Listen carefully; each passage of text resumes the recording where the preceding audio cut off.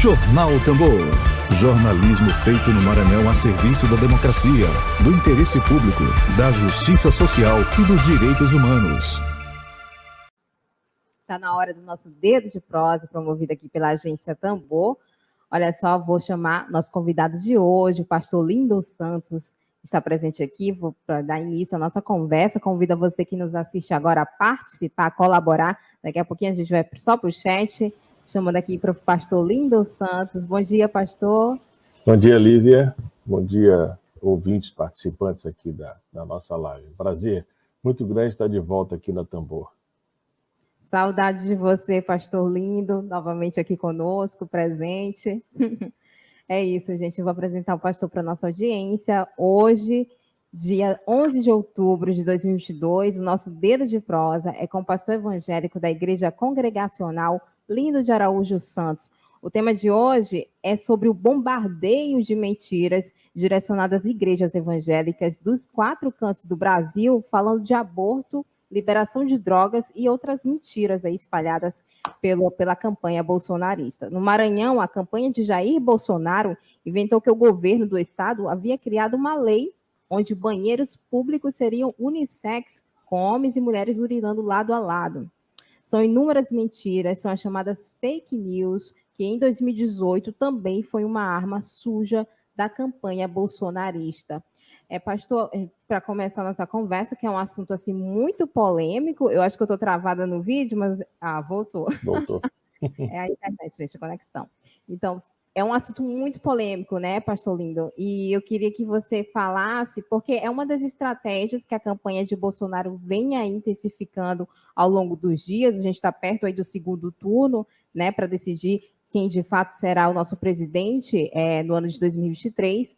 Eu queria que você comentasse justamente sobre os impactos dessas fake news que estão sendo espalhadas de maneira assim muito rápida, que a gente sabe, e os impactos disso na questão do eleitorado evangélico, né, que é um público que ele está direcionando essas fake news especificamente. Bom, Lívia, em primeiro lugar, é importante dizer por que os evangélicos são tão destacados nesse momento para serem alvos das fake news. Não é à toa que isso acontece em função do potencial eleitoral que ainda existe nesse segmento religioso, que no primeiro turno, ao que parece, 50% dos evangélicos votaram em Jair Bolsonaro. E existiria, então, ainda uma reserva de votos potencialmente em disputa, não é?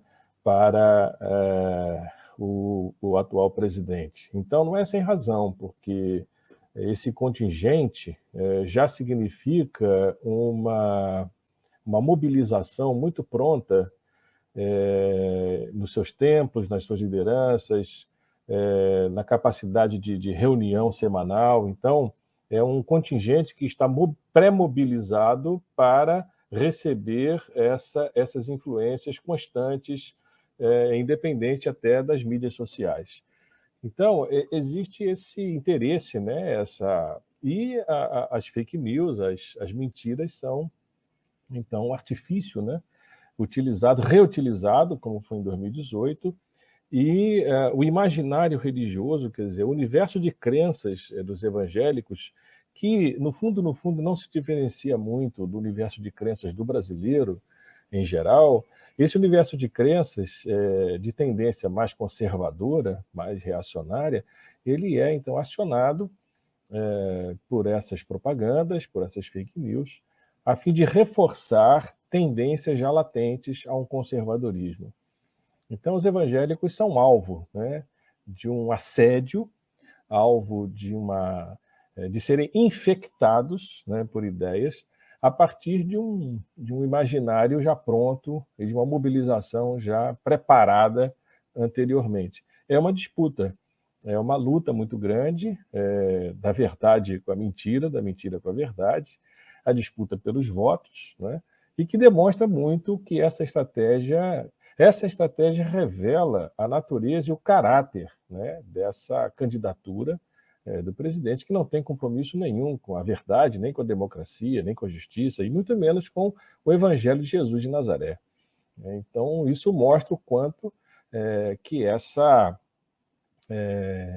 esses influenciadores, esses pastores, essas lideranças religiosas manipulam. Sim, a crença popular, a ingenuidade, a falta de crítica, a falta de filtros, né, e de leitura, né, que a gente pode atribuir, e que essas fake news, sim, têm um impacto negativo, não somente com relação à eleição, que está próximo, mas um impacto negativo com relação à própria democracia, a existência do Estado laico, a permanência do Estado laico e a permanência, não é, de uma sociedade com liberdade religiosa. Exatamente, pastor Lindo. Você falou sobre a manipulação, né? A manipulação da fé que Bolsonaro tem feito muito, né? Ele tem se aproveitado aí da fé das pessoas para conseguir voto. Eu queria que você falasse agora sobre os perigos dessa manipulação, porque é uma campanha para disseminar medo, né? Entre esse público evangélico. Queria que você falasse sobre essa manipulação tão presente na campanha de Bolsonaro. Olha, a manipulação ela já existia antes de Bolsonaro, né? O mundo evangélico foi tomado em sua hegemonia por um tipo de fundamentalismo que tem sido inoculado já há décadas. Essa manipulação do texto bíblico, da pregação, do carisma religioso, tudo isso já vem sendo construído há décadas, e o que a gente vê agora é o resultado nefasto, né, negativo, desse tipo de formação religiosa que os evangélicos foram sendo vitimizados e organizados, né? Então, essa manipulação, ela, no período da eleição, essa manipulação ela é exacerbada, ela é mais evidenciada, mas ela existe no cotidiano, né? Ela existe de domingo a domingo, de culto a culto, de transformação do espaço sagrado em um espaço político, nas mentiras e nas distorções do texto bíblico, né? A gente sabe que os evangélicos primam, teoricamente, por uma fidelidade àquilo que está escrito nas Escrituras, ou seja, na Bíblia como livro sagrado. Isso é muito sério, isso é um diferencial do ser evangélico. No entanto, a autoridade de dizer o que está escrito foi transferida para os pregadores, para os pastores, para as denominações, para as estruturas. O indivíduo, os grupos, não têm essa autonomia de dizer o que está escrito. Então, isso é uma manipulação, não é? Uma manipulação à crítica. O perigo que está acontecendo, o impacto que está acontecendo nas comunidades evangélicas já estão sendo vistos, né? Primeiro, a divisão. Todas as igrejas evangélicas estão divididas. Elas estão fissuradas, rachadas por grupos bolsonaristas e não bolsonaristas, fundamentalistas e evangélicos que querem viver a sua fé de maneira simples, de maneira prática, servindo a sociedade, testemunhando do evangelho, né? E que não tem mais espaços nas suas igrejas porque estão sendo sufocados, excluídos, se não perseguidos pela própria liderança pastoral, né? Que obriga os seus membros a pensarem como ele quer. Isso é manipulação. Esse é um perigo. Então, o que está acontecendo hoje? Os evangélicos estão pressionados, assediados, divididos, rachados. Existe um contingente de evangélicos fora das igrejas, à procura de comunidades que os acolham, que tenham uma linguagem e que os compreendam nas suas preferências políticas, ideológicas e também teológicas, né? E o perigo maior é justamente a democracia, quer dizer, nós não temos mais democracia no Brasil, é um projeto autoritário, e a religião, quando se junta com a política nesse nível, ela vai ser instrumentalizada para um projeto de poder autoritário. Isso aconteceu com o fascismo, aconteceu com o nazismo, com outras ditaduras, e, infelizmente, a gente caminha para isso, caso a vitória desse sujeito venha a acontecer. Agora, os evangélicos, paradoxalmente, eles têm um potencial conservador, reacionário, estão sendo instrumentalizados por uma extrema-direita, mas eles também têm um potencial de crítica, não é? Pelo menos uma margem de 30% a 40% desses evangélicos não dobraram seus joelhos a essa manipulação que aí está. Pelo menos isso a gente pode afirmar de maneira bem clara. É isso aí. Muita gente já começou a participar aqui, pastor, no chat, mandando perguntas, comentários. Daqui a pouquinho a gente vai para o chat. Falando sobre isso, né? De que forma agora, pastor Lindo, os grupos, né, que atuam, os grupos evangélicos que atuam em prol da sociedade, de fato, podem aí tentar amenizar, pelo menos contornar um pouco a situação de inúmeras mentiras, assim, né, que são direcionadas a esse público por conta da campanha de Bolsonaro? Olha, em primeiro lugar, só se combate a mentira com a verdade, né? Então, é dizer a verdade, é publicizar a verdade. Nos grupos pessoais de relacionamento na família, na comunidade, na igreja, na vizinhança, é colocar a verdade. A verdade, ela é o único meio da gente, né, combater essa ordem de mentiras. Agora, cabem aos evangélicos não bolsonaristas, evangélicos progressistas, evangélicos, às vezes também não são, são conservadores, mas não são bolsonaristas, cabem a esses evangélicos cultivarem relacionamentos sadios, críticos, e mobilizarem uma série de passagens das próprias Escrituras, porque existe talvez um véu, um bloqueio por parte de muitas pessoas evangélicas a qualquer crítica que vá à preferência religiosa e preferência eleitoral deles. Então, o canal não é o embate frontal necessariamente, mas a própria utilização de terminologia bíblica para desconstruir esse aparente muro, né? É um muro muito frágil, embora resistente a qualquer crítica. Então, acho que a gente tem que lançar mão daquilo que o próprio texto neotestamentário, o próprio Jesus ensinou para os discípulos a como reagirem diante de falseamentos e falsidades. Então, no Novo Testamento, Jesus falou assim, olha, é pelo fruto que se conhece a árvore. Ou seja, qual é o fruto ético-moral desse atual presidente? É pelo fruto que se conhece a árvore. Não vai atrás de falsos profetas. Cuidado com falsos profetas. Quem está falando disso é Jesus de Nazaré. Quando alguém disser, eis aqui o Messias está ali, não vai atrás. Isso está explícito em Mateus capítulo 24. O apóstolo Paulo fala assim, julgai todas as coisas, retende o que é bom. Ou seja, é colocar para os evangélicos a capacidade que eles já têm, que eles detêm, de crítica. Né? E nem todo o que me diz Senhor, Senhor, na verdade, está dizendo de maneira honesta. Então, é preciso reagir a essa avalanche de mentiras com a verdade, e especificamente, no caso dos evangélicos, com passagem das Escrituras, exemplos dos apóstolos, o próprio Jesus, em que eles combateram a mentira, né? Julgando todas as coisas. Né? Algo que é muito próprio, né, da tradição protestante é o uso da consciência, né? O uso da consciência, a defesa da consciência, mesmo que seja numa perspectiva liberal inicialmente, mas a consciência é algo inviolável, né? E a consciência da fé, a consciência da compreensão, ante a compreensão da sua relação com Deus. Ninguém pode pensar por mim. Né? Ninguém pode pensar por mim, nem o pastor. Eu, na minha igreja, por exemplo, quando eu prego, eu falo, vocês têm que ser críticos a começar da fala do pastor. O pastor não é inerrante, o pastor não é o único ungido da igreja. Então, é preciso minar esse imaginário religioso usando a própria Escritura, nesse sentido. Seria uma estratégia, né? Seria uma estratégia. É isso aí. Eu vou puxar umas perguntas que surgiram aqui, pastor Lindo, no chat, do professor Emerson Araújo. Ele está aqui junto conosco, contribuindo. Professor Vitor também está presente, professor Vitor Coelho.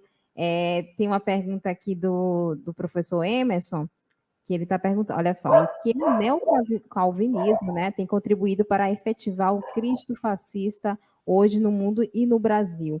Pergunta aí do professor Emerson. Pode ficar à vontade, pastor. Um grande abraço ao Emerson, um abraço também ao amigo Vitor, companheiro de graduação na UFMA. O Emerson, sua pergunta é muito importante, porque o neocalvinismo é uma construção teológica ultraconservadora, que penetrou no universo evangélico brasileiro via, sobretudo, os presbiterianos, o calvinismo presbiteriano, e o calvinismo ele pretende ser uma plataforma, tanto teológica como política, de justificação e legitimação de um governo teocrático, e de tendências, consequentemente, fascistas, né? Então, quando você impõe uma só religião, uma só fé, uma só instituição religiosa, né? Um Estado forte, tudo isso tem uma tendência fascista, né? O neocalvinismo ele tem a sua força por meio de instituições religiosas, de ensino teológico, e também por meio de influenciadores que acham que são teólogos, mas na verdade têm uma capacidade acadêmica muito frágil, muito fraca. E o neocalvinismo é como se fosse uma plataforma imposta às escrituras, como se fosse a única e última teologia e forma de pensar. E isso é extremamente perigoso, né? Qualquer forma de pensamento que se coloque como única, né, ela é extremamente perigosa e anti-intelectual. O neocalvinismo, então, presta um desserviço para a igreja evangélica, para o pensamento teológico. E é interessante, não é sem razão, que muitas igrejas, inclusive neopentecostais e pentecostais, de outra linhagem teológica, né, para quem entende arminiana, essas igrejas se inclinaram para esse neocalvinismo, né, como uma forma de pensamento que uma lógica muito sedutora, né, uma racionalidade muito sedutora, mas que, na verdade, ela é portadora até de uma negação do amor de Deus, da graça de Deus, da misericórdia de Deus. É um Deus frio, é um Deus racionalista, é um Deus que legitima o ódio, é um Deus que legitima a violência. Não é à toa que os evangélicos estão falando de um Deus que não ama, né? É um Deus que manda matar. E isso não é neotestamentário, isso não é de Jesus, isso não é tradição cristã. Isso é a negação do Evangelho de Jesus. E o neocalvinismo foi e tem sido, espero que perca a sua força de determinação, né, do pensamento, da pregação, do ensino nas igrejas evangélicas. É isso. Olha, e a Lili traz muito bem no comentário dela, pastor Lindo, olha só, a Lili Santos, professores evangélicos precisam entender a mensagem de Jesus. Jesus pregou o amor, não o ódio, e é muito isso que a gente tem visto, né?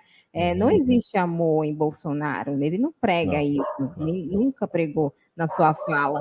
Então, isso é muito forte, essa declaração da Lili aqui nesse comentário, e é verdadeira, né, verídica. Queria que você falasse sobre isso, né, sobre essa pregação do ódio em muitos discursos bolsonaristas. O próprio Bolsonaro, ele é a mentira, né?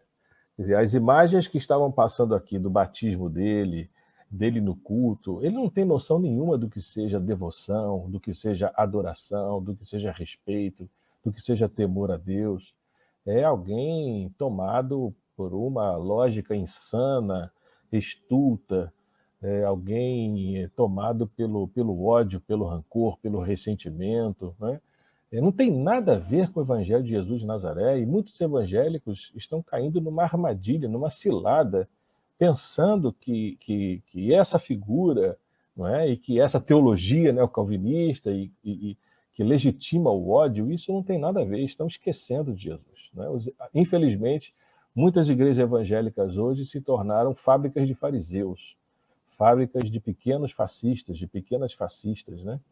E que não tem nada a ver com a proposta de Jesus de Nazaré, da simplicidade, do amor ao próximo, do respeito, da tolerância, do acolhimento ao outro e à outra, seja ele quem for, em que situação estiver.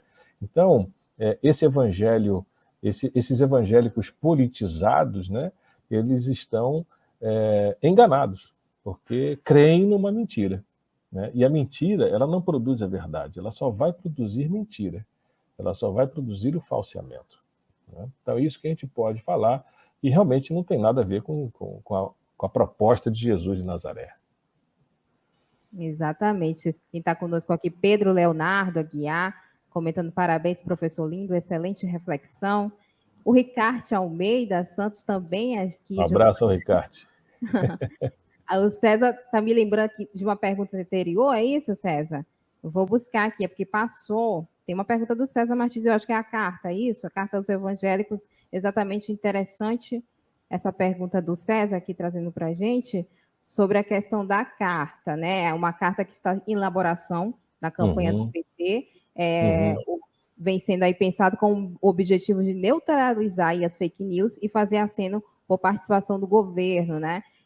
Sobre a carta, eu estou procurando aqui a pergunta do César, acho que passou, né? Muitas perguntas. Achei. Minha pergunta ao pastor: se a carta aos evangélicos tiver de sair, cite 3 pontos que você sugere que venha na carta. Olha só. E aí, pastor? Ô César, muito boa pergunta. Eu sou suspeito em falar que eu participei e estou participando da sua elaboração, né? Um dos pontos, eu acho que deveria ser o comprometimento evidente, lógico, óbvio, de que Lula não vai fechar a igreja. Isso é absurdo, entendeu? Pelo contrário, né, as igrejas evangélicas, o período que elas mais cresceram foi no período do governo do PT, do governo do Lula, né? Acho que um segundo ponto também que deve haver é o reconhecimento por parte do governo do papel que as igrejas evangélicas exercem na sociedade. As igrejas evangélicas chegam a limites, a fronteiras da vida social, das cidades, das periferias, que o Estado não chega, né?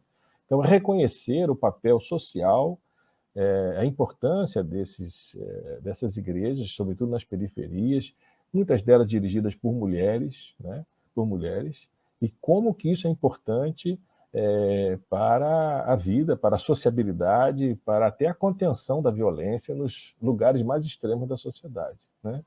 Um outro ponto importante também é reconhecer que os evangélicos contribuíram e continuarão contribuindo para a democracia nesse país. Os evangélicos, desde a época do Império, os protestantes, né, trouxeram contribuições importantes para o advento da democracia, de uma sociedade laica, ou de um Estado laico, né, de uma sociedade também plural, melhor dizendo. Os protestantes contribuíram para isso. Então, o papel histórico dos protestantes evangélicos no Brasil não foi isso que a gente está vendo agora, de um fechamento, de um negacionismo, do fundamentalismo, do fascismo. Não, foi contribuir para a pluralidade e para a democracia. Então, esses são alguns pontos, outros eu não vou poder falar, porque isso tem que vir na carta, né, que deve ter um impacto, sim, um diálogo com relação entre a proposta de governo da frente e com os evangélicos. Exatamente. A Lígia Conceição aqui junto conosco, o professor Emerson trazendo aqui uma passagem, olha só, a igreja bolsonarista confirma, Judas, ondas impetuosas no mar que escumam, né, as suas mesmas abominações, estrelas errantes, para os quais estão eternamente reservada a negrura das trevas. Excelente passagem aqui que o professor Emerson trouxe aqui para a gente. Sim. Seguindo ainda no chat aqui, olha só, Isabel Aquino também aqui presente. Eu acho que acabou tem a da Ana Lourdes aqui comentando, olha só, professor lindo, sempre muito coerente e fiel ao Evangelho de Jesus Cristo. Parabéns, Ana Lourdes. Sempre está presente aqui junto conosco, viu, pastor? 11h54, a gente está chegando aqui no finalzinho com a conversa com o pastor Lindo, e eu queria deixar passar a palavra para você, pastor Lindo, o recado. Aí a gente está em um período, assim, uma das campanhas eleitorais, assim, eu diria que é uma das mais importantes, se não é a mais importante do Brasil. A gente está passando por um momento muito difícil e tem sido muito decisiva, e eu queria que você desse um recado para os eleitores evangélicos e para a sociedade em geral sobre essas eleições eleitorais. O meu recado é que os evangélicos saibam, com temor e tremor, é uma linguagem própria dos evangélicos, escolher o seu candidato. Que leiam as Escrituras, que orem, que reflitam por si mesmos, que não se deixem levar por opiniões de outrem, mas que exerçam seu próprio juízo, sua própria consciência, seu próprio arbítrio, sua própria vontade e escolha, e que, à luz daquilo que as Escrituras falam, sobretudo as palavras de Jesus de Nazaré, façam sua escolha pela justiça, pela verdade, pela integridade, pelo pão e pela comida em cima da mesa, por um Brasil que não pode ser esse que aí está. Esse Brasil, esse projeto de Brasil que aí está, é um projeto de morte, né? E Jesus trouxe vida. Nós temos que escolher a vida e não a morte, né? E é preciso agir com paciência, com longanimidade, com compreensão a atitudes muito radicais, fundamentalistas, falando a verdade em amor, como disse o apóstolo Paulo, né, aqueles que se colocam absolutamente contra, né? E também pensar que é preciso compreender esse universo evangélico para além das eleições, mas isso é uma outra questão, né? A minha palavra pastoral é que a gente precisa insistir na democracia, insistir na verdade, insistir no amor, insistir no enfrentamento paciente, corajoso, verdadeiro, ante as mentiras que estão sendo colocadas. E nada melhor do que o uso do próprio texto bíblico, das Escrituras, de maneira sábia, de maneira simples, né? Essa verdade reverbera, essa verdade ela se impõe. Quem fala mentira tem que repetir essa mentira o tempo todo, impura mentira. A verdade não pode ser imposta, né? Então, essa é a minha palavra, a palavra de coragem, de enfrentamento, não é? A gente está do lado certo da história e o lado certo do evangelho, né? E isso nos dá autonomia, autoridade, respeito e paz para a gente lutar pela justiça e pela verdade. Então, é preciso ter coragem nesse momento. Daqui até a eleição, vamos ser corajosos, né? O contrário da fé não é incredulidade, o contrário da fé é o medo. Entendeu? Quem tem fé tem coragem, não é? E enfrenta. De maneira sábia, simples, amorosa, misericordiosa, mesmo apanhando, mas insiste e vai lá e supera e coloca a verdade. Então, é isso que a gente precisa, dentre outras posturas, né, que eu não tenho como falar aqui agora, mas a gente precisa ter nesse momento. É isso aí. Muito obrigado aí pela mais uma oportunidade da Tambor aqui, a minha casa. A Tambor é minha casa, meu lugar. Está em casa, está em É casa, verdade, pastor. Olha, surgiu uma outras questões aqui. Dá tempo sim, viu, gente? Vamos lá. As questões. Olha só, tem a do Ricardo, tem também do Gustavo. Ô, Gustavo, não vi tua pergunta. Desculpa, viu? Perdões. Mas a gente vai seguindo aqui. Olha só, Ricardo. Depois a gente volta na questão que o Gustavo trouxe. O Ricardo Almeida está perguntando, pastor, como lidar com situações familiares onde o fundamentalismo se impôs, ocasionando afastamento de irmãos, onde os valores evangélicos de amor, acolhimento e de paz não encontram mais espaço? Pergunta aqui do Ricardo. Ô, Ricardo, duas posturas que eu tenho falado. A primeira eu já coloquei aqui. A gente tem que insistir na paciência amorosa, na andar a segunda, a terceira milha, falando a verdade, amando essas pessoas, né, jogando brasas vivas na cabeça daqueles que optam pelo ódio, né? A segunda postura, o próprio Jesus também nos ensina isso. Olha, que os mortos enterrem seus próprios mortos. Vai tu e prega o reino. Ou seja, essas pessoas escolheram o caminho do ódio, do rancor, teremos até um limite de ir a elas e conviver com elas. Mas a opção delas também é uma opção de ruptura. Então, vamos respeitá-las, né, nisso. Mas, da nossa parte, estarei sempre pronto a continuar a retomar, a dialogar, ok? Mas que os mortos querem enterrar os seus mortos, que continuem enterrando os seus mortos. Bom, eu vou viver a vida, eu vou pregar a vida, eu vou insistir pelo reino, né, pela verdade e pela justiça. Então, eu acho que é um pouco por aí, viu, Ricardo? É isso aí. Agora, seguindo aqui, ó, Gustavo. Obrigada, Ricardo, pela pergunta. O Gustavo Santos, ele está perguntando, qual o papel da esquerda em trazer a pauta mais econômica, superando a pauta moral que o bolsonarismo captou em nossa sociedade conservadora? Pergunta aí do Gustavo. A esquerda precisa se apropriar da pauta moral, né? A esquerda não tem que ser moralista como essa extrema-direita tem sido, mas a pauta moral ela é também econômica. Não existe divórcio entre economia e moral. Aliás, Max Weber já nos ensinava isso, tá bom?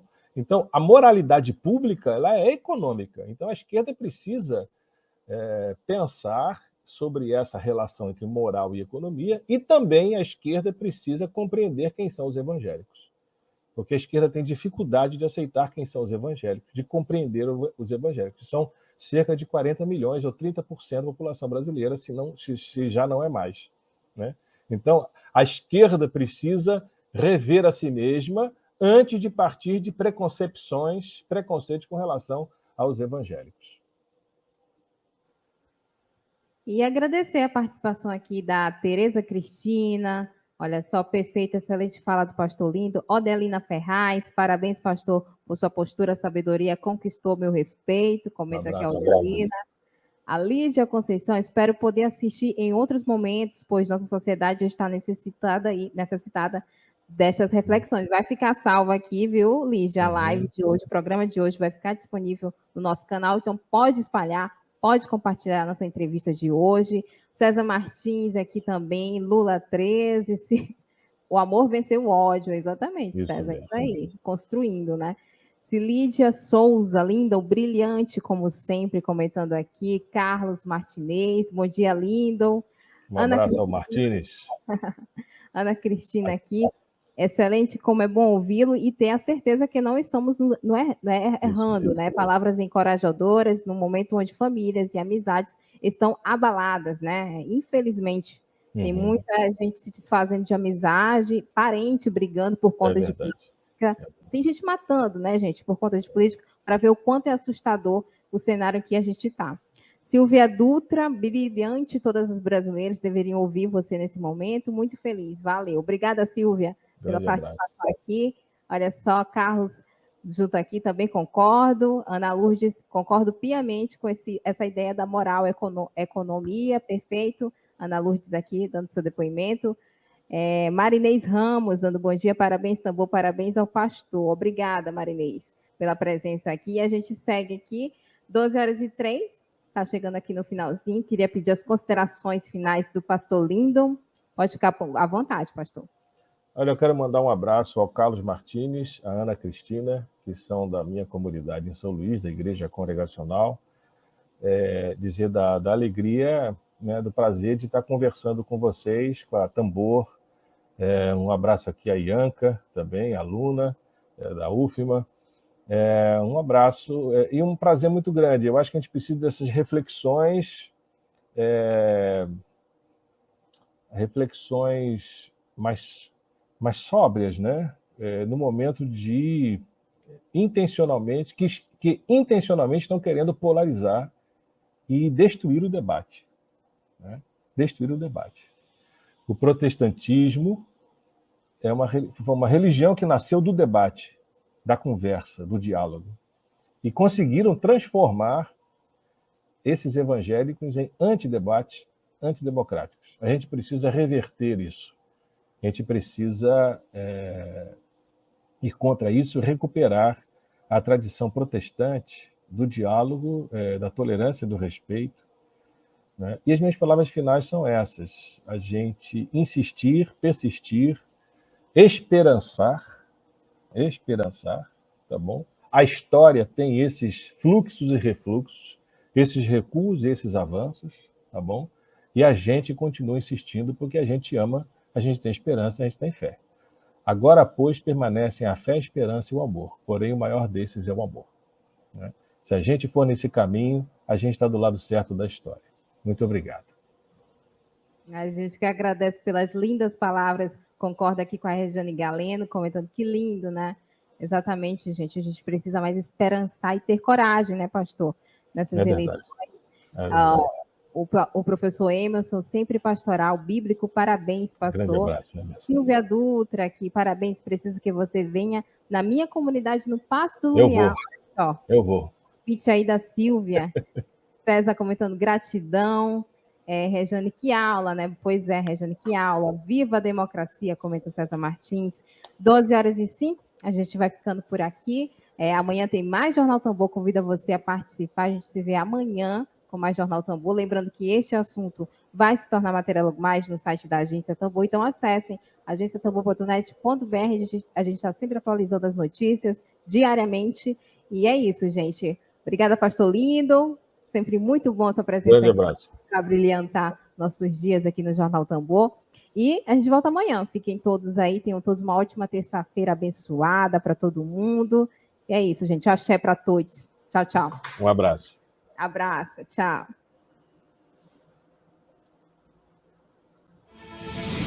Você ouviu Jornal Tambor. Jornalismo feito no Maranhão a serviço da democracia.